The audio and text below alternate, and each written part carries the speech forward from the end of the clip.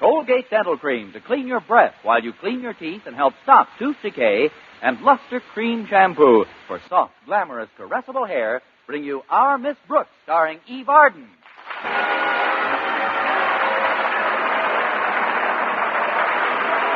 It's time once again for another comedy episode of Our Miss Brooks under the direction of Al Lewis. Well, quite a few romances have started between faculty members teaching at the same school. But for our Miss Brooks, who teaches English at Madison High School, romance is a problem. It's really two problems.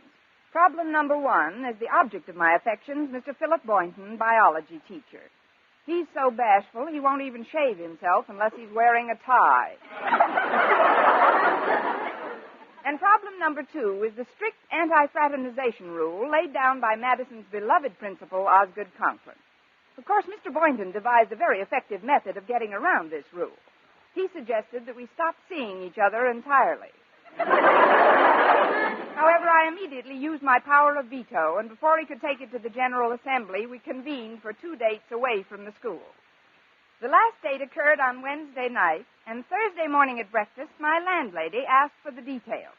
Now tell me everything that happened last night, Connie. We went to a movie, Mrs. Davis. And we came home.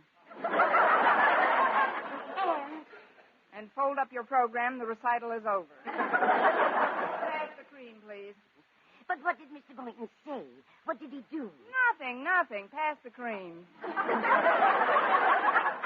can't understand that man.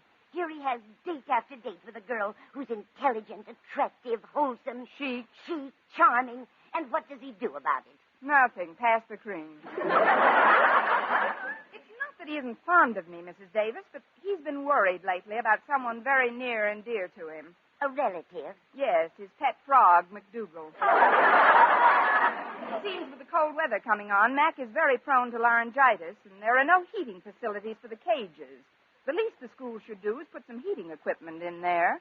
Why doesn't Mr. Boynton ask Mr. Conklin for it? Because Mr. Boynton is almost as terrified of Mr. Conklin as he is of me. He doesn't dare ask him for anything. Then you've got to do it, Connie. Don't you see? If you get the things he needs, Mr. Boynton won't be so preoccupied and worried when he's out on dates with you. Well, it's worth a try, I guess. Now, if I can remember where I left it, I'll put my face on and get ready for Walter Denton. Walter's driving me to school again. You mean your car is still in the repair shop? Yes, the mechanic called yesterday and said it would take a bit longer this time. It seems they're having a little trouble with the motor. What kind of trouble? They've misplaced it.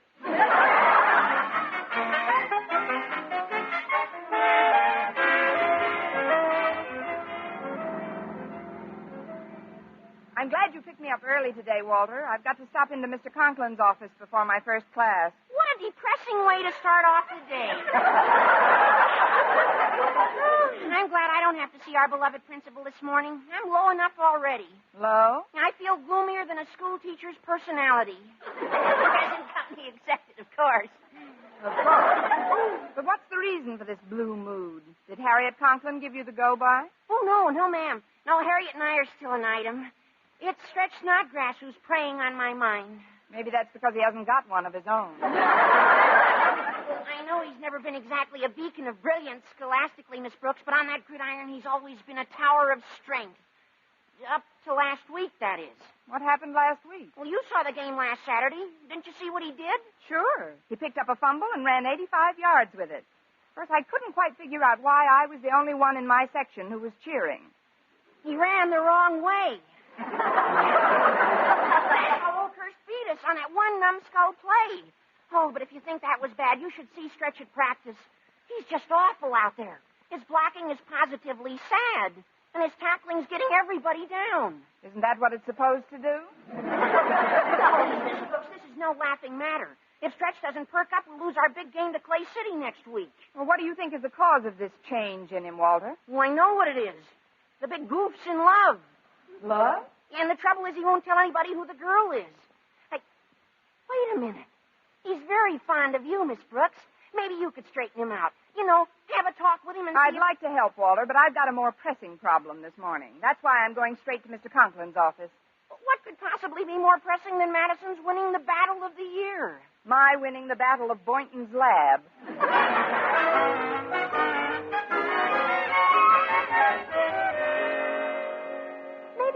my business, Daddy, but I don't think you should start the day off wearing such a long face.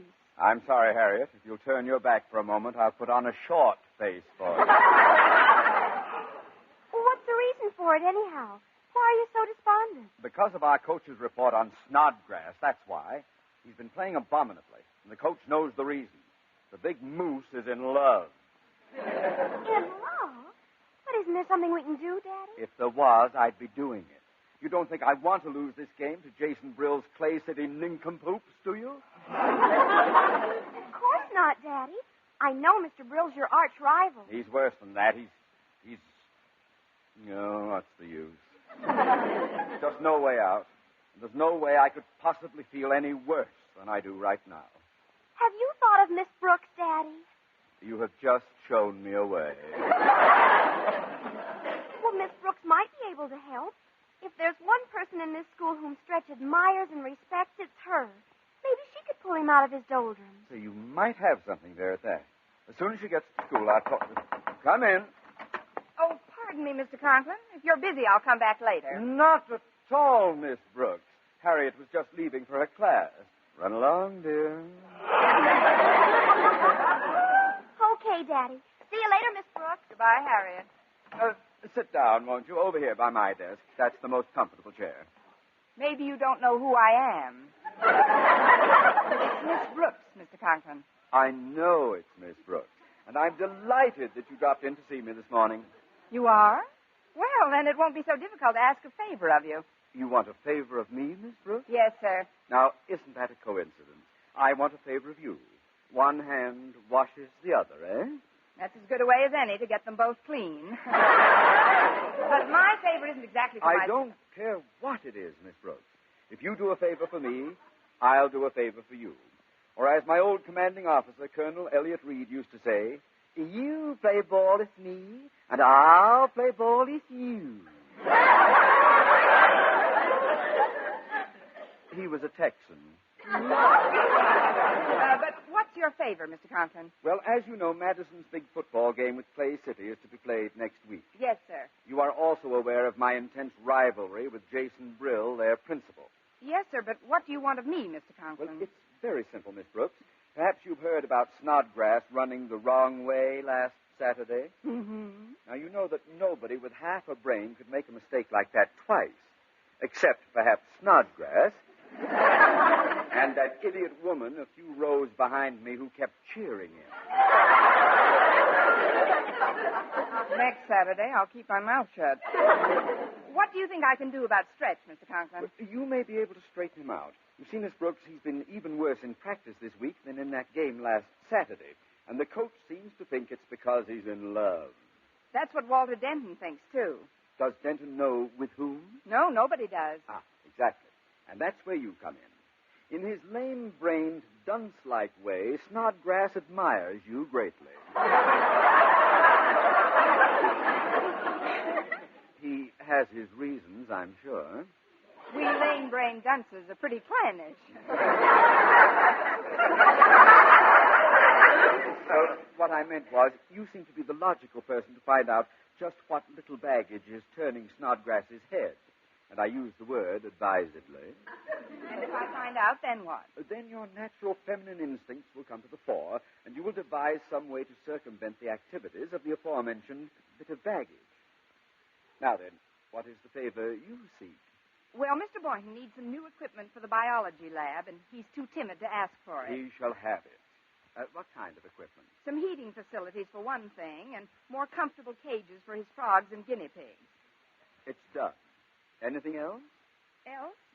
Well, now that you mention it, I could use a new desk and some new window shades. I also would like to have my room painted a nice, cheerful shade of green.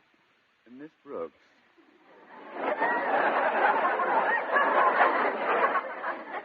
You are speaking with Osgood Conklin, not winner-take-all.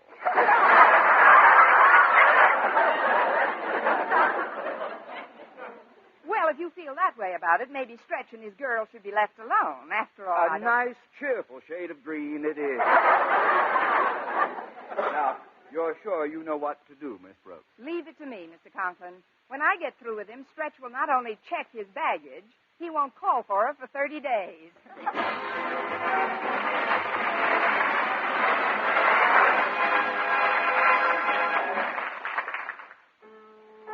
Brush your teeth with Colgate. Colgate Dental Cream. It cleans your breath. What a toothpaste. While it cleans your teeth. Colgate toothpaste. Cleans your breath. What a toothpaste.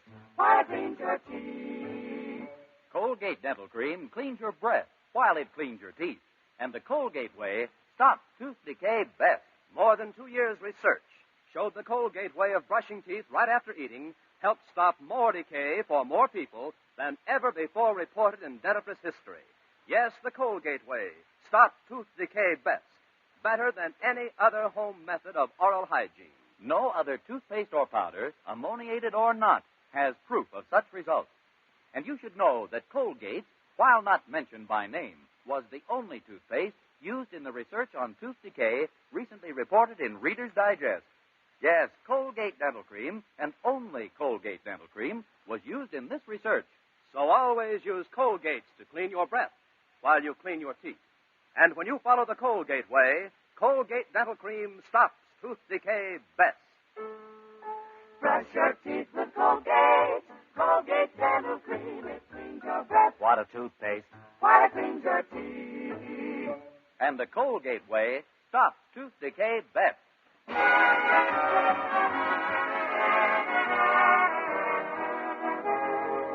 Well, I took advantage of a free period I had right before lunch and sought out Madison's moon-eyed mastodon, Stretch Snodgrass.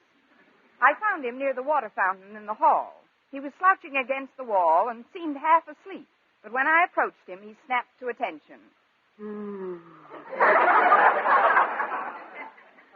Hi. Hello, Stretch. I hope I'm not keeping you up. I hope I'm not keeping you from any of your classes, but I would like to talk to you for a few minutes. You ain't keeping me from nothing, Miss Brooks. French class is the place which I'm supposed to have been at pretty soon from now. But my French can wait. At least until your English catches up.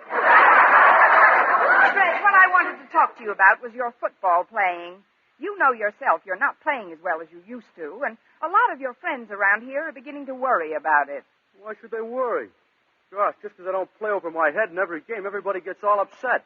After all, you don't get paid to play high school football. I know, Stretch, but think of the future. Someday you may go to college. You must admit you've been letting down a bit lately. Oh, I can't help it. This season's been nothing but practice, practice, practice. The guy can't go on like that with just all work and no play. After all, I ain't no auto matron. No auto matron? Well, you know, a mechanical man. The kind they call a Robert. Oh. Besides, a little relaxer never hurt nobody. But, Stretch, why should a young boy like yourself be yawning in the middle of the morning? I'm tired. I couldn't have thought of a better answer if I'd tried all day. My new girlfriend thinks relaxing is good for me.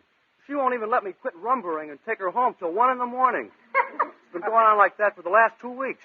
Who is this new girlfriend, Stretch? Oh, no, you don't. No, I don't what? You don't get Judy's name out of me. I promise to keep it a secret. Well, that's your privilege. If you don't want me to know Judy's name, I'm not going to know Judy. That's all there is to that. Judy who? Gosh, I didn't even want that part of her name to get out, but it just slipped. Look, Miss Brooks, you wouldn't want me to break a promise, would you? Fervently. Listen, Stretch, even if you enjoy all this rumbering, don't your girl's parents object to these late hours every night? Oh, I'm sure they don't. How can you be so sure? Her old man gives me the money to take her out. What? Sure, he's not like our principal. Mr. Brill's a real good sport. Stretch, do you mean to tell me you've been taking out Judy Brill? How do you know?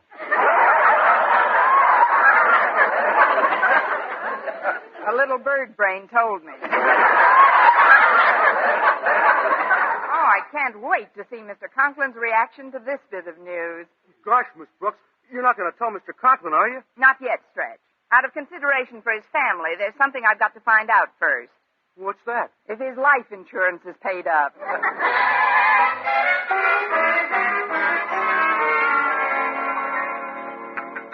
I I've talked through your entire lunch, Mr. Boynton, but it couldn't be helped. If we're going to get any favors from Mr. Conklin, we've got to straighten out Stretch Snodgrass. Well, I'm glad you told me the story, Miss Brooks. Imagine Jason Brill putting his own daughter up to a trick like that. What kind of a girl is this Judy Brill, anyhow? Well, you know the expression, sweet 16 and never been kissed? Yes. When this kid reached 12, she was ineligible.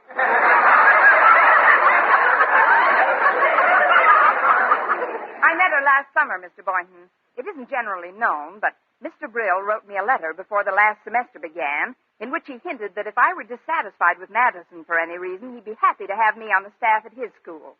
Oh, he's approached several teachers here, Miss Brooks. It isn't that he wanted you so much. It's just that there are no lengths to which Mr. Brill won't go to harass Mr. Conklin. Flatterer. But according to reports from some friends on the faculty at Clay City High, Judy Brill is quite a little firebrand. She's at an age now where she considers all males fair game. There's an age?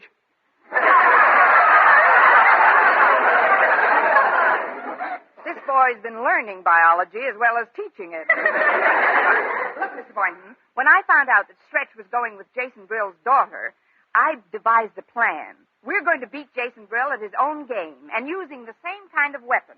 But, Miss Brooks, I don't understand. Even if you and I were married today, where could we get a 16-year-old daughter by Saturday? All these years of going to the zoo and you don't even know a fast stork. Don't you see, Mr. Boynton? All we have to do is to get Stretch to think that Judy is just a flirt, and he'll lose all interest in her. Well, how do we do that? By letting Stretch catch her on a date with some other boy. What other boy? Walter Denton. Walter Denton? Did I hear somebody mention my name? You're just in time, Walter. Sit down, please. Mr. Boynton and I would like to talk to you. Okay.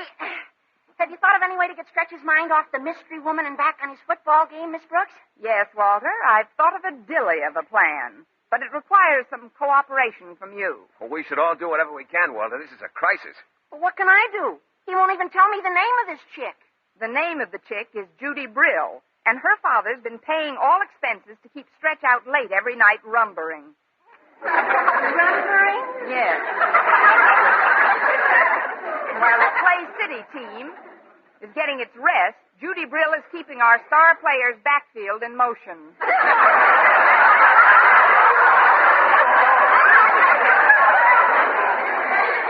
But I know the kind of a boy Stretch is, and if we can arrange to have him catch Judy with another boyfriend, I know he'll forget all about her. Well, not only forget about it, but it might make him so mad he'll go out on that field Saturday and play the game of his life. Say, that sounds like a swell idea. Of course, Stretch is boxing champ of Madison, too, so it might not be so pleasant for the guy he catches with his girl. Well, that's a necessary risk, I guess. Who's the chump you've got lined up to be the patsy in this?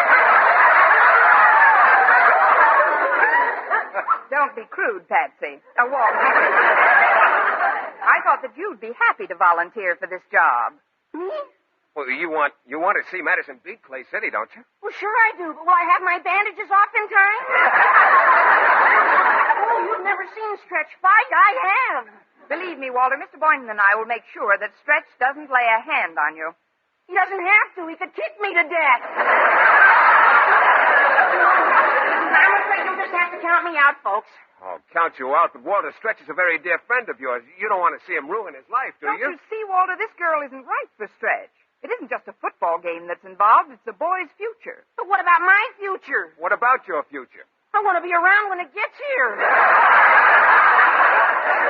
Oh, look, Stretch has a terrible temper, and if he catches me making goo-goo eyes at his girl, he'll clobber me till I'm dismal. Besides, there's Harriet Conklin. Oh, we're virtually betrothed. What would she think if she heard I was out with another girl? She won't hear, Walter, and even if she does, we can always explain that you were just doing it for the good of your school. I'm sorry, I'd rather not take the chance.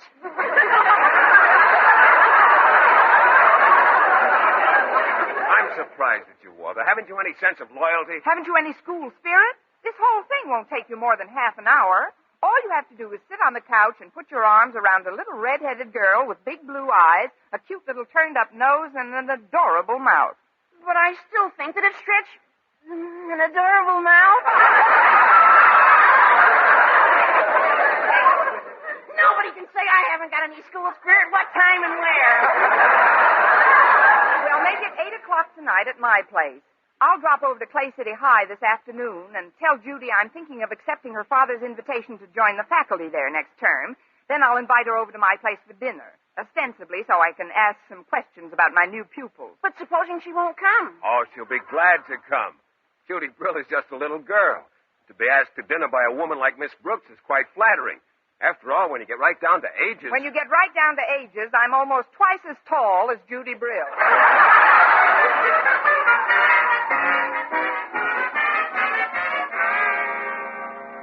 I'm glad you were able to come over this evening, Judy. Me too, Miss Brooks. The dinner was wonderful, and I've enjoyed talking to you about your teaching at Clay City next term. I suppose you feel you should be out dancing Stretch's feet off, but you've still got 3 nights before the big game, and not seeing you tonight will only make you more anxious. You're so right.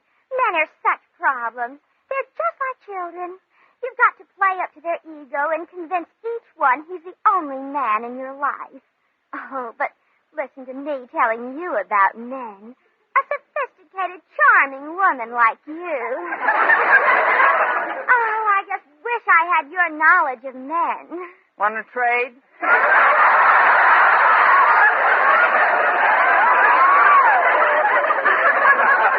Very pleasant coincidence that Walter Denton dropped over, don't you think?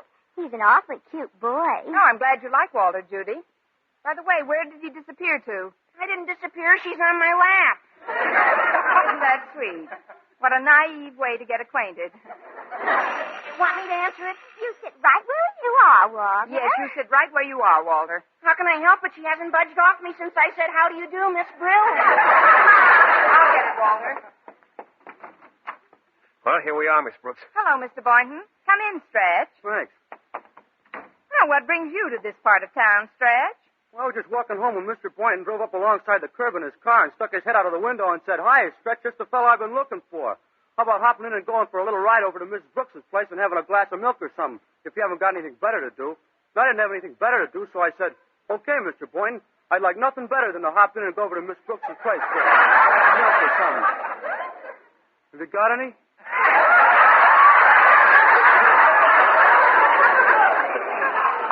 So that's what brings you to this part of town.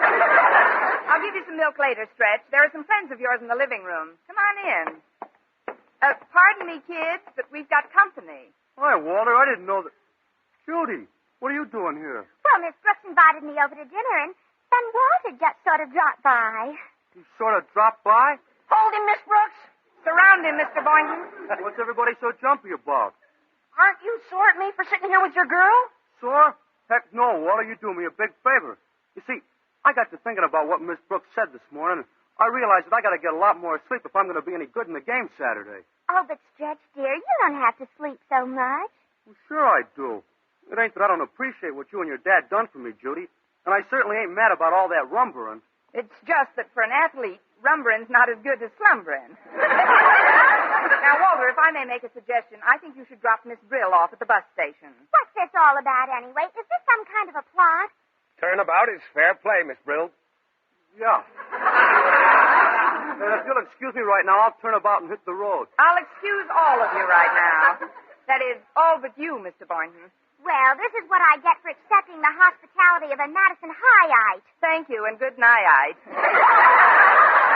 Don't slam the door.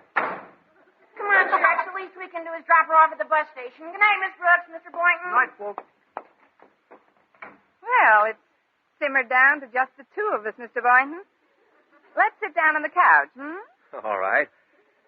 You know, Miss Brooks, in spite of the fact that I'm a biologist, I've never been overly observant about the emotional reactions of the people around me.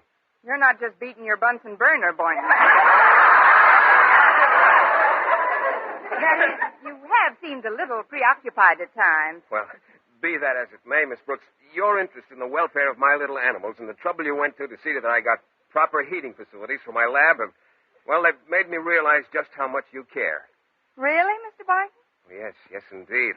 And I want you to know that I care even more than you do. You care even more than I do? Well, yes. I've got $5 bet on that game Saturday.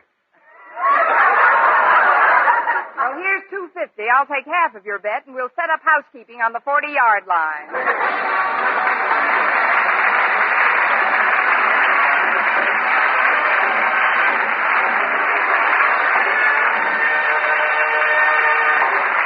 Eve Arden returns in just a moment, but first, dream girl, beautiful luster cream girl. Tonight? Yes, tonight. Show him how much lovelier your hair can look after a Luster Cream shampoo. Luster Cream, world's finest shampoo. No other shampoo in the world gives you Kay Daumit's magic blend of secret ingredients plus gentle lanolin. Better than a soap, better than a liquid. Luster Cream is a dainty cream shampoo. Leaves hair 3 ways lovelier. Fragrantly clean. Free of loose dandruff. Glistening with sheen. Soft. Manageable. Even in hardest water, Luster Cream lathers instantly. No special rinse needed after a Luster Cream shampoo. So gentle, Luster Cream is wonderful even for children's hair. Tonight? Yes, tonight, try Luster Cream shampoo. Dream girl, beautiful luster cream girl. You owe your crowning glory to a luster cream shampoo. And now, once again, here is Eve Arden. Here's a message for every young man over 17 years of age. Your National Guard offers you opportunities to train in your spare time while living at home. Yes, train with your hometown buddies using Army and Air Force equipment under the direct supervision of veteran Army and Air Force instructors. You'll receive valuable military experience, increase your civilian skill, and at the same time you'll be paid at regular service rates. Join the National Guard unit in your community now. This is Vern Smith reminding you to tune in next week for another Our Miss Brooks show, brought to you by Luster Cream Shampoo for soft, glamorous, caressable hair, and Colgate Dental Cream to clean your breath while you clean your teeth and help stop tooth decay. Our Miss Brooks, starring Eve Arden, is produced by Larry Burns, written by Al Lewis, with the music of Wilbur Hatch. Mr. Boynton is played by Jeff Chandler, Mr. Conklin by Gale Gordon. Others in tonight's cast were Jane Morgan, Dick Crenna, Gloria McMillan, Leonard Smith, and Sandra Gould.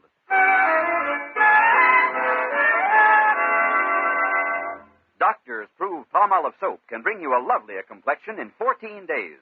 Yes, 36 leading skin specialists proved in tests on 1,285 different women that Palmolive soap facials, using nothing but Palmolive, brought new complexion beauty to 2 women out of 3. Just wash your face 3 times daily with Palmolive soap, each time for 60 seconds, massaging Palmolive's beauty lather onto your skin. Then rinse and pat dry. So start your Palmolive facials today. Remember, doctors prove Palmolive soap can bring you a lovelier complexion in 14 days. Be with us again next week at the same time for another comedy episode of Our Miss Brooks. Bob Lamont speaking. Stay tuned now for Jack Benny. This is CBS, the Columbia Broadcasting System.